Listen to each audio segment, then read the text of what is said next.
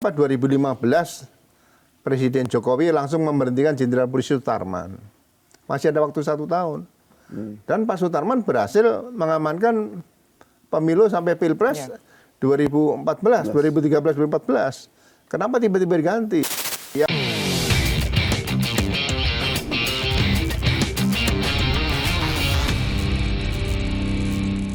Balik lagi di podcast Bikin Terang bersama saya Fazilah Khairunisa dan tentunya ada Mas Gaib. Dan Mas Gaib, kita kali ini kedatangan seorang yang spesial dan akan membahas sesuatu yang spesial juga tentunya. Beliau adalah mantan apa ex ya? Kalau ke presiden nggak boleh mantan. Nggak boleh mantan ya, jadi ex ya? Atau periode jabatan gitu ya? Ini Wakapolri yang dikenal orangnya sederhana, jujur, berani, yang harusnya jadi Kapolri kan? Harusnya jadi Kapolri, tapi kayaknya beliau menolak menjadi Kapolri. Kenapa menolak kita juga nggak tahu. Nggak tahu alasannya. Beliau adalah Komjen Polisi Ugro Seno. Apa kabar, Pak? Pak? Kabar baik, Mas Gaib, Mbak Sila. Ini kita lagi rame bicara reformasi Polri, jadi pasti Anda menunggu-nunggu kan. Memangnya Pak, Polri emang perlu direformasi? Ya, ingat reformasi yang pertama dulu ya. Ya, tahun 99 ya kan. Setelah reformasi, setelah pisah dengan ABRI, dengan TNI kan. Dari ABRI dulu. Nah, saya baca-baca lagi, ternyata reformasi itu bukan hal yang ringan. Membutuhkan TAP MPR dulu masih ada TAP MPR ya, nomor 4 tahun 98. Nah, sekarang ini apakah reformasi dalam rangka reorganisasi, dalam rangka restrukturisasi atau rekulturisasi ke depan, ini perlu dijelaskan dulu. Tapi kalau mungkin banyak permasalahan yang terjadi sekarang di masyarakat, nah mungkin reformasi ini hanya dikaitkan dengan terbitnya Perpres nanti mungkin ya, kemudian arahnya ke refungsionalisasi atau reaktivasi lagi Polri ke depan yang lebih berbasis kepada peran Polri sebagai pelindung dan pelayan masyarakat, baik di bidang pemeliharaan Kamtipmas maupun di bidang penegakan hukum itu. Jadi kalau menurut Pak Ugro, dari mana reformasi itu akan dimulai? Ya, kalau dari mana, tugas polisi ini kan bukan terkotak-kotak, ini di sisi lain pencegahan, di sisi lain penegakan hukum. Karena semua polisi dimanapun dia bertugas, itu harus menguasai ilmu kepolisian secara utuh. Baik itu tugas di bidang preventif, ada juga preemptif, biasanya dilakukan oleh fungsi-fungsi Binmas untuk bicara kepada publik, dan juga ada lagi penegakan hukum, dan ada tugas-tugas tambahan lain, misalnya tugas pasukan perdamaian internasional PBB seperti juga ada. Oke. Berarti tapi sebenarnya seberapa urgensi sih Pak untuk reformasi Polri ini? Apakah ini juga termasuk dengan atas jawaban begitu? Kalau kemarin kan ya kita sempat ini isu Kapolri minta diturunin, dicopot apa segala macam. Apakah ini juga untuk menjawab desakan itu atau seperti apa? Jadi sebetulnya Polri kan sudah berjalan cukup lama kalau dikaitkan dengan sejak dipilihnya Kepala Kepolisian Negara pertama ya, atau Kepala Kepolisian Nasional pertama Pak Jenderal Sukanto dulu, tahun 46. Jadi perjalanan itu pergantian Kapolri ini kan tidak ada masalah, alamiah, ada waktunya diganti, ya kan?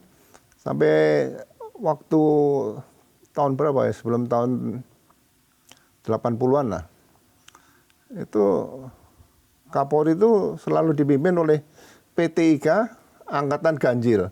Angkatan Genap tidak pernah dapat karena mepet dengan Angkatan Ganjil. Jadi misalnya habis Angkatan 1, Angkatan 3, Angkatan 3, Angkatan 5. Begitu Angkatan 5, Angkatan 7, Angkatan 6 bagian di situ. Jadi dan semua bisa menerima, nggak ada masalah. Pak Ugro Angkatan Ganjil apa Genap? Saya 21, tapi setelah lulusan AKB itu waktunya setahun mepet sekali itu, nah itu mulai berubah. Nah, mulai berubah itu saya merasakan sendiri ya, sejak mantan-mantan ajudan itu ingin mengambil posisi bahwa mantan ajudan adalah Polri, anggota Polri yang sepertinya tanda petik wajib harus menjadi Kapolri. Nah itu yang membuat rusak tatanan pergantian Kapolri di situ. Jadi seharusnya siapapun bisa menjadi Kapolri, punya kesempatan. Jangan ditentukan kalau harus mantan ajudan seperti itu. Jadi kita lihat aja lah Pak Awaludin Jamin dulu kan waktunya juga nggak sampai lebih 4 tahun. Pak Anton juga rata-rata 2-3 tahun. Pak Sanusi, Jenderal Sanusi Kapolri juga waktunya sama. Jadi kalau lebih dari 4 tahun itu ya 3 tahun lebih orang juga pasti kan jenuh ya. Iya. Ya kan? Nah, ini di sini yang bahaya nanti kreativitasnya kurang. Kepemimpinan udah mulai jenuh tapi kan Kapolri ya kalau dibilang jenuh kan biasanya jenuhnya kan nggak kelihatan Kapolri malah jenuh ya. Kalau Kapolsek misalnya 4 tahun pasti kan jenuh. Kapolres yang 4 tahun juga jenuh di situ ya. Jadi sebetulnya setiap presiden itu harus yakin bahwa Polri itu akan selalu catur prasasti yang kedua itu Satya Prabu, setia kepada negara dan pimpinan negara. Jadi jangan ragu-ragu lah dengan anggota Polri siapapun yang disiapkan dan punya kesempatan untuk menjadi Kapolri itu saja. Yang jenuh masyarakat kali Pak. itu yang Bukan Kapolri, masyarakat yang jenuh ya. masyarakat jenuh kan mungkin lihat ada kejadian-kejadian misalnya di bidang pelayanan ada kekurangan, nggak sesuai. di bidang penegakan hukum juga ada kekurangan dan sebagainya. Kemudian ada kejadian-kejadian misalnya kasus Sambo dan sebagainya. Kan masyarakat pasti tanya-tanya ini. Jadi kuncinya menurut saya ya komunikasi dan informasi kepada publik ini masih belum tuntas, terbuka, transparan seperti itu. Ada kesan di masyarakat presiden tuh ragu untuk mengganti Kapolri. Bahkan ada yang bilang kok presiden kayak kurang berani ya mengganti. Sehingga harus membentuk tim reformasi. Ini mengingatkan kita pada kasus zaman Gus Dur dulu Pak. Ada Bimantoro kalau nggak salah. Yang pengen diganti itu kan nggak bisa diganti ternyata. Agak pelik gitu. Situasi ini gimana Pak? Mirip-mirip atau? Ya harusnya tidak perlu timbul situasi seperti itu kalau memang presiden, saya melihat 2015 lah. Kenapa 2015 Presiden Jokowi langsung memberhentikan Jenderal Polisi Sutarman.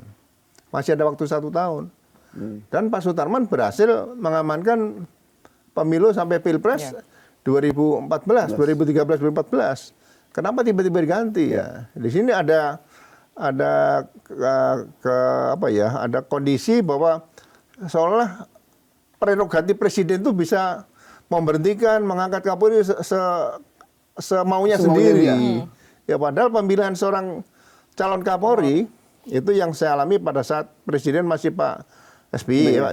Itu waktu akan mengganti Pak Timur ke Pak Sutarman itu presiden hanya mengarahkan tolong carikan pengganti Pak Timur sudah cukup lama 3 tahun begitu ya. Timur Pradopo ya. Jadi yang masih ada usia jabatan kurang lebih 2-3 tahun. Nah, kita rapat bersama Kapolri, terus kemudian waktu itu saya ikut juga di situ, Propam semua perwira tinggi, Wanjakti Polri itu mencari nih yang punya prestasi loh. Bukan asal wah ini yang mantan ajudan. Akhirnya terpilih Pak Sutarman. Kebetulan Pak Sutarman mantan ajudan Gus Dur. Padahal presidennya Presiden SBY di situ.